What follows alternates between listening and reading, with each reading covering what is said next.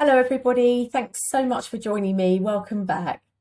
I just thought I would share with you a walkthrough of a tree that I found in a very beautiful gardens near me last week. I'd been walking down this path and I just turned around and noticed the light coming through the tree canopy. Because here in the UK, we had a very dry summer and some of the trees were already starting to lose their leaves and go yellow even in August. Then it's rained, so the emerald green of the grass has come back. And we've got this kind of very interesting effect where autumn started to come early and has now kind of paused. So there's this tree. I loved the trunk and I kind of thought, I love the way the light's coming in. Can you see this light on the side of the tree here as well? So light was coming in across here and then capturing the colour. And I find myself more and more looking for colour, which I guess is what the Impressionists did. For them, it was all about colour. So rather than looking for a subject to put finger quotes around it, I'm tending to find I notice colour more than I'm thinking about subject itself. So I'll just show you the one that I loved the most, and then I'll just talk through some of these and how I've moved and some of my ideas about movement. So here's the one I loved the most. When I saw this, I just thought how lovely and soft and fluffy it was. And I loved what the movement's done to the colour. You can see this little swirl here. This was another tree, I think, if we go back and look. Yeah. So that's that tree there, that little trunk. Must be some sort of silver birch, I'm guessing. So my movement here, this is about breathing for me. I'm working to develop breathing, which I used to move the camera. And I'm also now thinking further into synchronizing with nature as part of my intentional camera movement, or embodied camera movement and embodied photography, as I like to call it. So for me, this I loved. I loved the fluffiness, I loved the colour, and you can see my body movement in the little arches. And I haven't swirled. I know I used to think, and if I'd looked at this, I'd have thought this was a camera movement, sort of rolling the camera around in circles. It's not. When you see that kind of swirly effect, it's usually, for me anyway, with my body, and everybody's physical body is different. So the way we move and hold ourselves is always going to be slightly different. But for me, that will be a slight rocking movement. And I tend to put one foot slightly in front of the other and then just go heel to toe, very, very, very subtle. And you can see this is also a double exposure that I've done in camera because there's the same tree, one behind the other. So I've obviously changed my focal length in between shots and kind of stacked them back to front or front to back, whichever way it's come out. And you can also see there you've got duplication. Now this I did in post-production, so I kind of wanted that symmetry to be shown. Okay, so here we are in, what I've done is put all these photographs in a stack. All I've done is stick a levels adjustment on the top because they're overly white, as you can see. So that's partly because I have mixed and matched using blend modes throughout the different images. So rather than editing them and you thinking, well, these aren't the original images, this is not how they were captured, I just thought I'd stick a levels adjustment on the top of the stack and then we can kind of look through them. So let's just zoom in a bit because it's the movement that's really interesting to me. So as you can see here, there's some light coming in from the side here as well. So we've got light coming in over here, and that's what's giving the canopy this beautiful yellowy colour. Okay, so the first one is a movement upwards, but with this, I know that I would not have moved my arms outstretched upwards. What I've done is push the camera towards the scene, and then as I've breathed in and then exhaled, I've moved the camera up for stability. So you can see again as well, slightly in my movement, I've captured some green, so it's just dragged it across the scene. So again, straight lines or nearly straight. That obviously, I probably would edit that out, but as I said, these are not edited images. Now this is some of the movement that I really love. This is because I've moved inwards. I'm rocking again on my feet.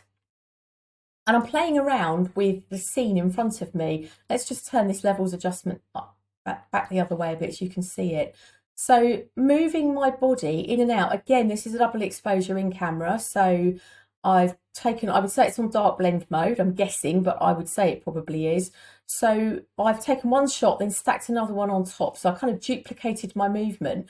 And one of the things I'm looking for is the movement of the wind or the breeze. It was a breeze, there was no wind.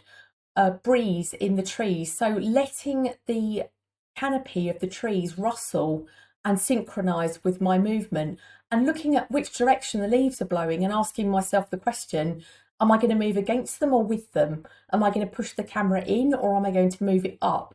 And if the tree canopy is rustling left or right, what effect is that going to have? So always looking in between each shot to see what I'm getting. Again, this would be another one where I have pushed the camera in. It's not a pan upwards so much as pushing the camera towards the scene. So pushing the camera out in front of me. Another one, but I know I would not have been very stable. So this is kind of almost accidental. I would not have been deliberately moving diagonally. This diagonal movement would have been the breeze rustling through the trees as I'm pushing the camera towards the scene. So I hold the shape and form of the tree trunk together by pushing the camera towards it. So it's kind of like if you had paint on a brush and you pushed it into the canvas with wet paint, the paint's going to splodge outwards, isn't it? And that's the effect that you get when you do that with the camera. This one I don't like at all. This, I think, would have been me being pretty unstable, not breathing calmly. So when you start to have very shallow breath, the body becomes quite unstable and it becomes much more difficult to control the camera. So from the look of it, this is a single exposure because we can only see the tree once. You can see I was panning across and trying to move with the tree's movement, but it didn't really work out so well. This isn't an image that I would use. I just wanted to show it to you so you can see what happens. So you can see as I've moved from one way to the other, and I definitely have been doing that because you can see it right here on the side of the trunk, and that wouldn't just be the tree canopy doing that, that's my movement. I've been unstable and moved upwards at the same time, which has given us that kind of messy effect that I don't really like. Next one. Oh, now I like these swirly movements, I must be honest. Let's try and zoom out. I'm going the wrong way. So this would be another one where I have probably taken a very deep breath, and on the exhale, I've pushed the camera into the scene. And if you think about how your body moves as you breathe in and out, it rises and falls. So the rise and fall is just my breathing as I push the camera in towards the scene. And again, another one that is a movement upwards, coordinating with the breeze.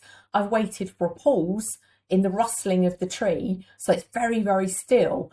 And you can see as I've pushed in, you're catching the light still on the side of the tree trunk. So because I've pushed in, all we've done is slightly expand the width of the tree. As you can see just a little bit in this shadowing here, it's a single shot. We can't see the tree in front because it's just one capture. And I have pushed in again towards the scene, and I've done it synchronizing with that peaceful moment in between the rustling of the tree canopy by the wind. So for me, this photography has really become far more than taking pictures. For me, it's about interacting with nature. It's about connecting with it in the most physical, tangible way possible with my camera. So if you are interested in learning more about this, you can find me on my website, The Photographic Artisan, or amandanewell.com.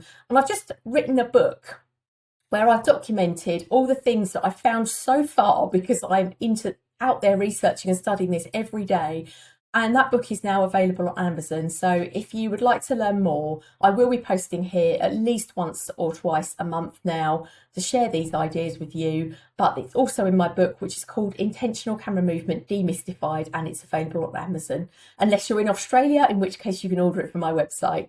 Okay, thanks so much for joining me. I hope you enjoy these. If you've got anything that you would like to share or ask, please don't hesitate to drop it in the comments, or do send me a private email. Thanks so much. See you next time. Bye for now.